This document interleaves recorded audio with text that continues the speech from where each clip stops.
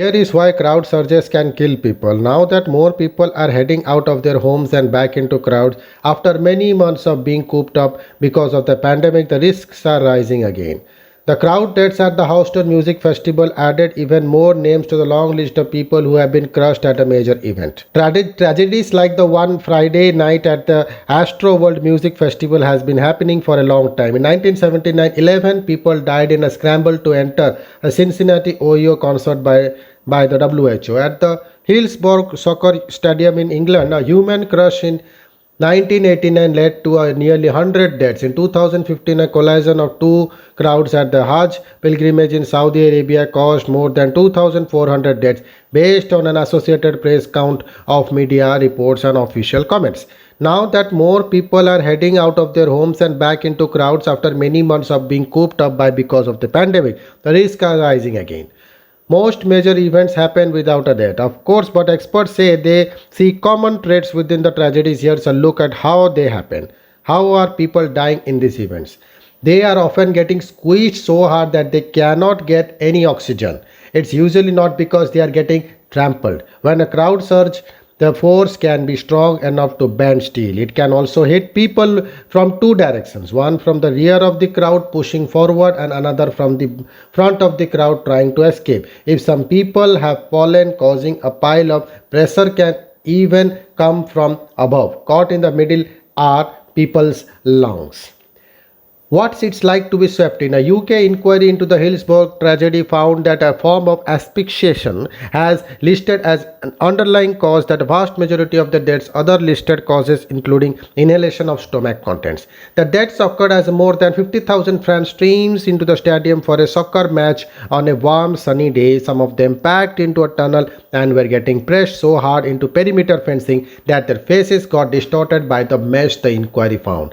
Survivors described being gradually compressed, unable to move their head, locked between arms and shoulders, faces gasping in panic. The report said they were aware that people were dying and they were helpless to save them.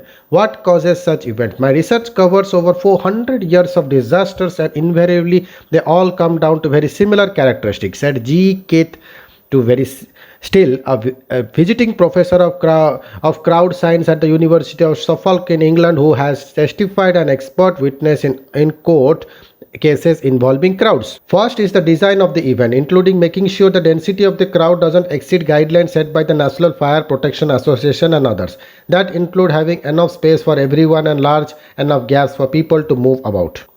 Some venues will take precautions when they know for a particular high energy crowd is coming to an event. Still pointed to how some will set up pens around stage in order to break large crowds into smaller groups. That can also allow for pathways for security officers as for emergency exits.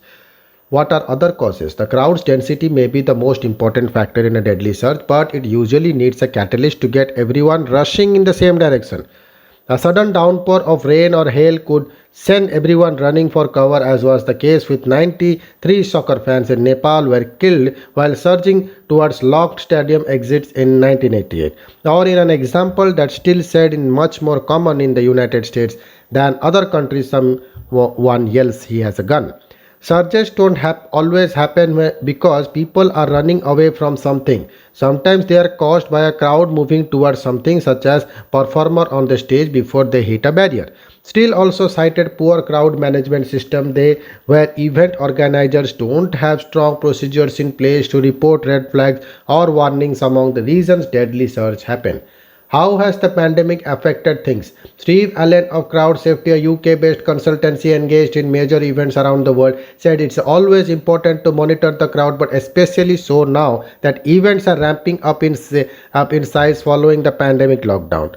As soon as you add people in the mix, there will always be a risk, he said of crowds. He recommends that events have trained crowd spotters with noise cancelling headsets who are in direct communication with someone in close proximity to the performers who is willing to temporarily stop the event if there is a life threatening situation.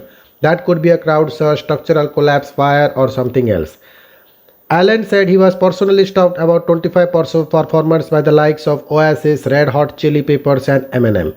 Why aren't people calling this a stampede? Professionals don't use the word stampede or panic to describe such scenarios because they can put the blame for the deaths on the people in the crowd. Instead, they more often point at the event organizers for failing to provide a safe environment. Safety has no profit, still said, so it tends to be the last thing in the budget. Thank you.